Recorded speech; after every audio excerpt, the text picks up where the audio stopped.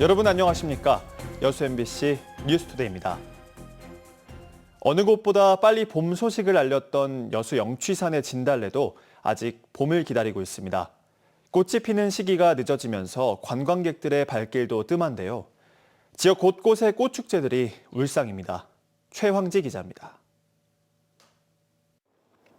3월 중순이 지났지만 영취산의 봄은 아직 이릅니다.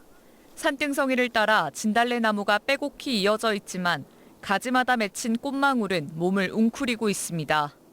국내 3대 진달래 명소를 보기 위해 먼 걸음을 한 관광객들도 아쉬움이 남습니다. 환상적이다 그럴까? 영취산의 그 꽃이 만발했던 모습들이. 그래서 기억이 참 좋았는데 오늘은 조금 아쉽네요. 여기 축제에 오신 분들 계실 거 아니에요.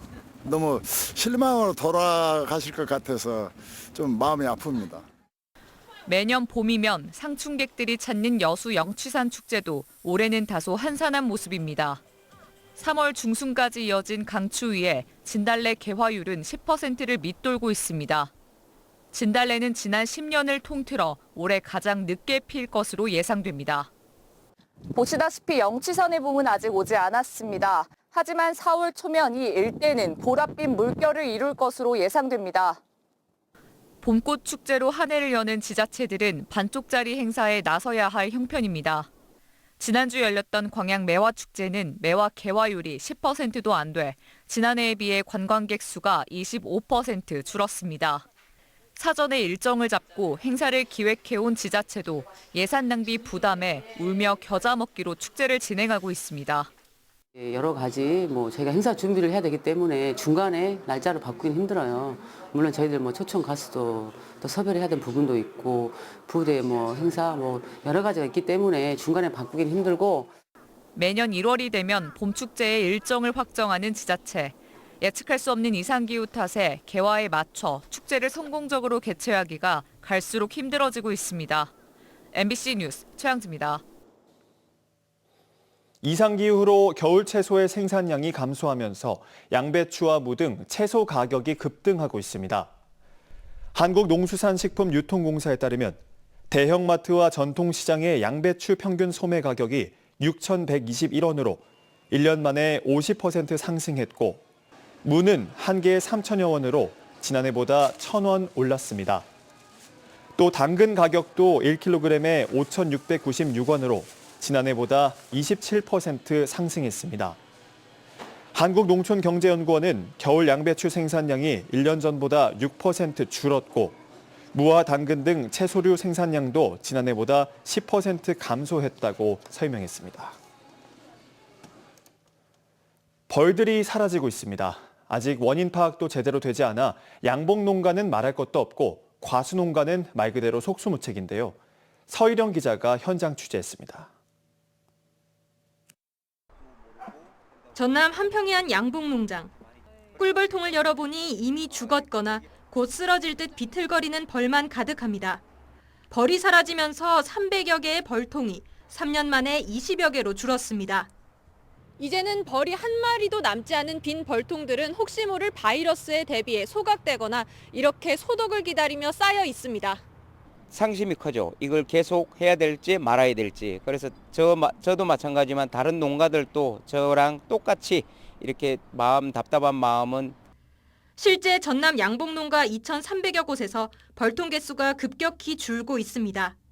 벌통 한 개엔 2만여 마리의 꿀벌이 생활하는 것을 감안하면 매년 수억 마리의 벌이 사라지고 있는 겁니다. 심각한 건 해충인 응애로 인한 바이러스나 기후변화, 농약으로 인한 환경오염 등 다양한 요인이 추정될 뿐 아직 정확한 원인을 찾지 못하고 있다는 점입니다. 첫째, 벌이 왜 죽었는가 그 원인을 좀 알았으면 답답하지가 않는 원인을 모르니까 최고 벌 농가로서는 좀 답답하게 생각하고 있습니다. 꿀벌 보기가 어려워지면서 꿀 수확철을 앞두고 벌집 가격은 치솟고 있습니다.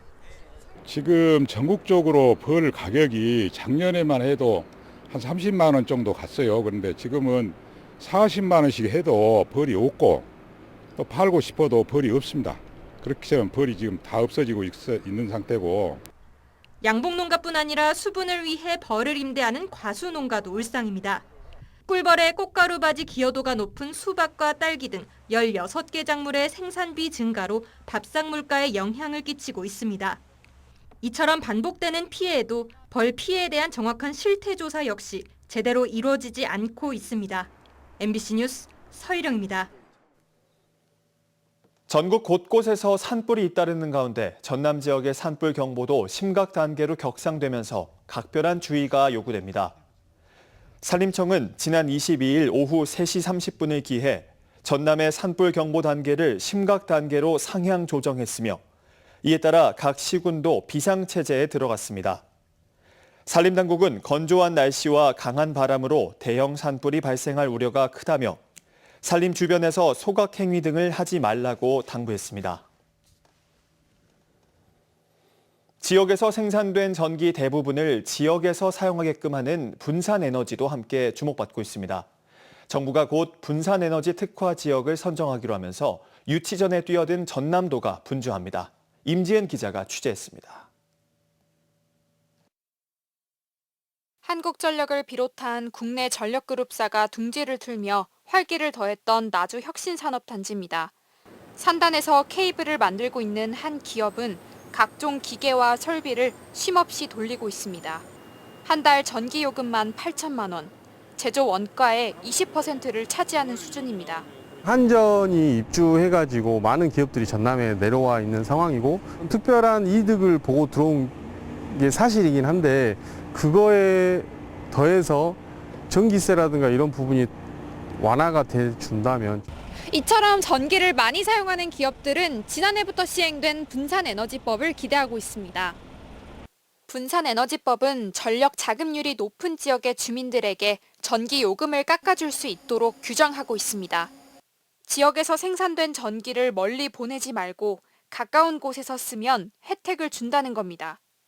전남처럼 발전이 많아 전기가 남아도는 지역이 유리합니다. 하지만 이마저도 넘치는 전기를 가져다 쓸 수요처가 근처에 있어야 가능한 이야기입니다. 정부는 분산에너지를 실현하고 신규 수요가 필요한 지역을 찾아 분산에너지 특화 지역을 선정하기로 했습니다. 여기선 한국전력을 거치지 않고도 직접 전기를 사고 파는 것도 허용됩니다. 지역에서 소비를 하게 해서 그 중앙으로 보내는 다른 지역으로 보내는 송전솔로 대규모 송전솔로를 좀 줄이자. 전남뿐 아니라 산단이 많은 부산과 울산 그리고 제주도까지 특화지역 유치전에 뛰어들었습니다. 전남은 전력기업이 몰려있는 나주와 해상풍력단지가 있는 신안 그리고 영암과 여수에 집중한다는 입장입니다. 데이터 센터를 유치해 주변에 있는 태양광으로 재생에너지를 공급하는 등 다양한 모델을 개발 중입니다. 대규모 전력 소비 시설, 예를 들어 데이터 센터 같은 것을 유치하고 MVDC 직류 거래 관련해서 에너지 신산업 실증하는 모델도 있습니다. 분산에너지 특구 지정은 다음 달 공모를 거쳐 오는 6월쯤 최종 결정됩니다. MBC 뉴스 임지은입니다. 전라남도와 광주시, 전라북도가 국제행사 유치에 공동 대응하고 호남권 경제동맹을 강화하기로 했습니다. 김영록 전남지사와 강기정 광주시장, 김관영 전북지사는 어제 업무 협약을 맺고 2036년 하계올림픽과 유엔 기후변화협약 당사국 총회 유치에 협력하고 광주 세계양궁선수권대회 성공 개최를 위해 힘을 모으기로 했습니다. 또 고흥과 광주, 세종을 잇는 호남권 메가시티 고속도로 건설 등을 공동으로 추진하는 한편 신재생 에너지 확대와 첨단 산업 유치, 농협중앙회 호남 이전 등에 협력하기로 뜻을 모았습니다.